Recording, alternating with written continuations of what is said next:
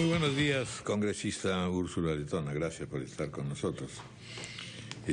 Por supuesto que las preguntas claves son cuánto más se van a demorar o cuánto se calcula que van a demorar en la revisión de los decretos y la aprobación de los decretos legislativos. El presidente de la República expresó su confianza en que en realidad van a haber fuertes avances y que no le preocupa, digamos, que haya un revire, por así decirlo, de muchas de las normas. En otras palabras, el país está pues a la expectativa de cuál es la buena voluntad, la voluntad creciente y ser rápidos, o en general que no hay muchas objeciones de todo este vasto conjunto, que también en su momento en que lo presentó el Ejecutivo también se criticó diciendo, bueno, son demasiados, ¿no es cierto? A ver. Muy buenos días, Bienvenida. En primer lugar. Gracias por la invitación. Yo creo que el talante que ha demostrado el grupo de trabajo es obvio. Nosotros estamos yendo a analizar dos temas de fondo que ya también se han mencionado mucho, que es la constitucionalidad de estos 112 decretos legislativos y que todos se encuentren dentro del marco de las competencias que hemos delegado en el Poder Ejecutivo. Y en ese sentido es que el trabajo ha sido muy dinámico, ha habido muchas reuniones, hemos tenido acceso a los informes, previa coordinación con el Ejecutivo, nos hemos reunido con los grupos de interés, que en realidad en muchos casos no conocían el contenido de los decretos, y hemos optado por dos caminos. En el primer caso, los decretos, los cuales hemos entendido y creemos que cumplen estos dos requisitos, han pasado con un informe de constitucionalidad, y el segundo camino ha sido el de las observaciones. Y aquí, a su vez, hemos tomado dos decisiones. En el caso del INEM y del INS, que es el decreto legislativo 1305, se opinó por la ilegalidad del decreto legislativo al no haberse enmarcado dentro de las facultades delegadas.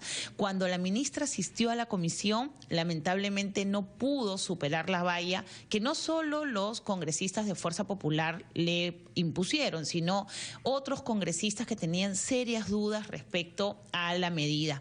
Y ahí se tomó una decisión multipartidaria de proponer la derogatoria del decreto legislativo. Pero han habido cerca de 7 decretos legislativos que también tenían en algunos casos una causal de inconstitucionalidad o ilegalidad, donde hemos creado derecho parlamentario y hemos podido subsanar esos errores por recomendaciones del grupo de trabajo que han sido acogidas y que han permitido darle legalidad a estos dispositivos. Y me voy a referir, por ejemplo, al decreto legislativo que regula la posibilidad de usar el DNI caduco.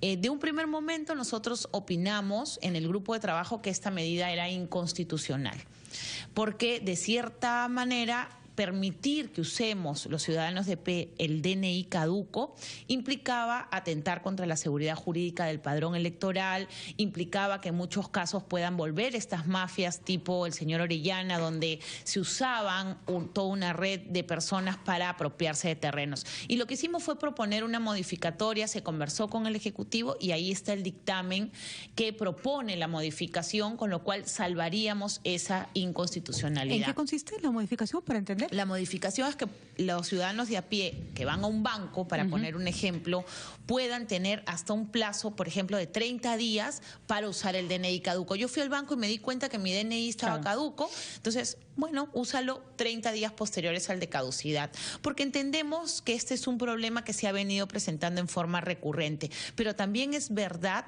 que no podemos abrir la puerta y eliminar los incentivos para renovar el DNI, porque el DNI refleja nuestro padrón electoral que nos permite viajar en la región, refleja nuestro padrón electoral que le da seguridad a ASBank, a las notarías, y hemos entendido este proceso luego de las reuniones, y ese ha sido el ánimo, siempre tratar de colaborar para que estas normas, que son las herramientas que el Ejecutivo ha pedido para sacar adelante el país, se concreten y sean realidad. Ahora, entonces, en porcentaje o en número, en realidad las objeciones o los aspectos que han sido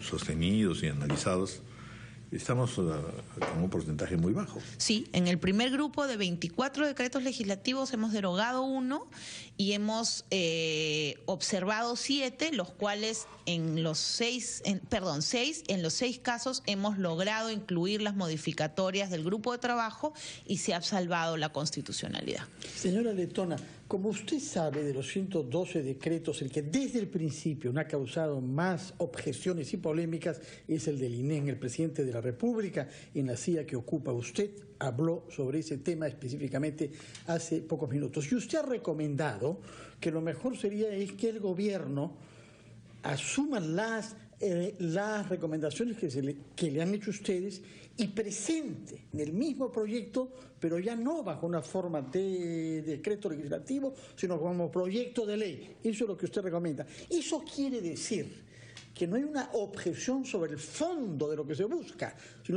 sino que es un problema de modalidad legislativa, que a usted le parece que no se han dado facultades delegadas para ese tema. Sí, yo ahí quisiera hacer una tingencia.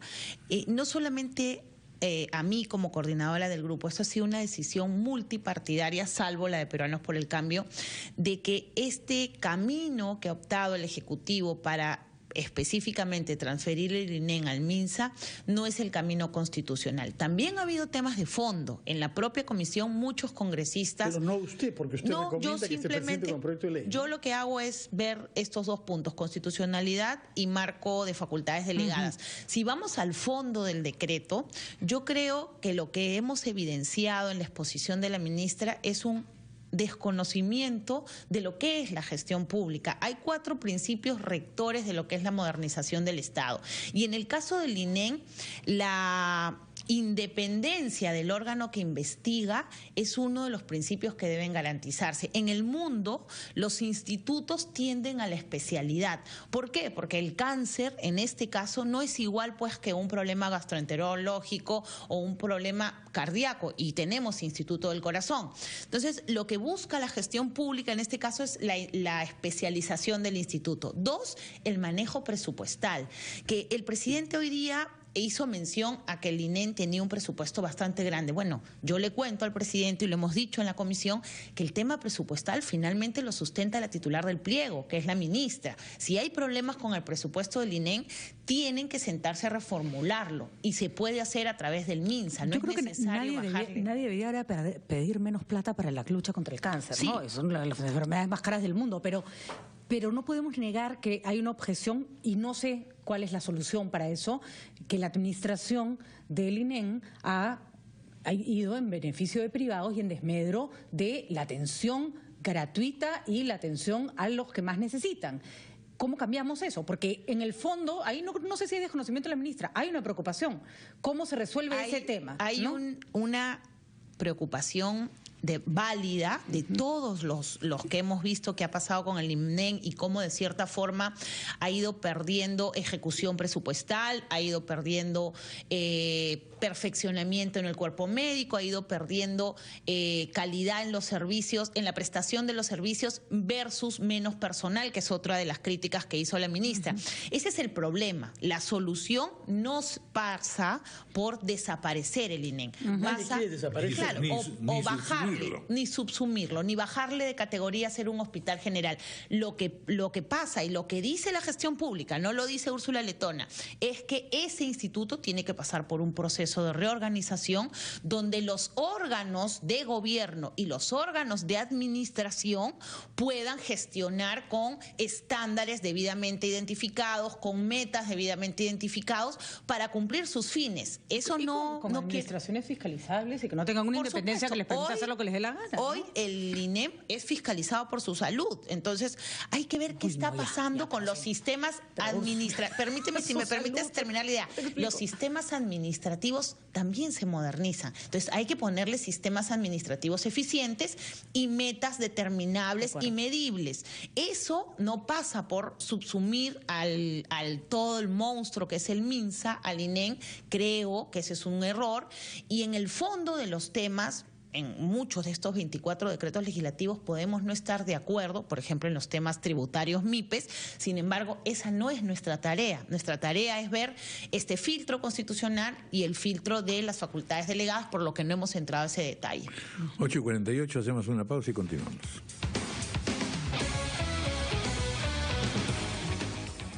Hora satelital, 8:48.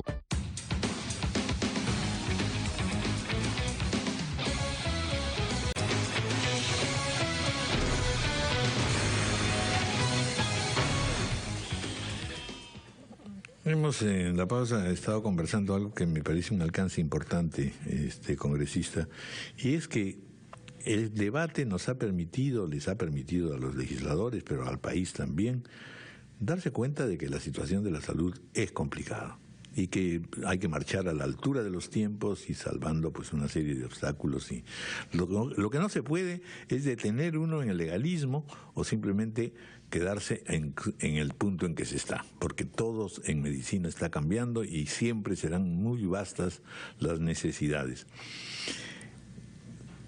Podríamos, en consecuencia, decir que esta discusión es útil y va a permitir también trazarse toda una línea legislativa al respecto. Por supuesto, yo creo que esta discusión que se ha formado al interior de la emisión de los decretos legislativos nos da una oportunidad de ver qué cosas faltaron en los decretos legislativos y también ver qué cosas se pueden construir vía una agenda legislativa.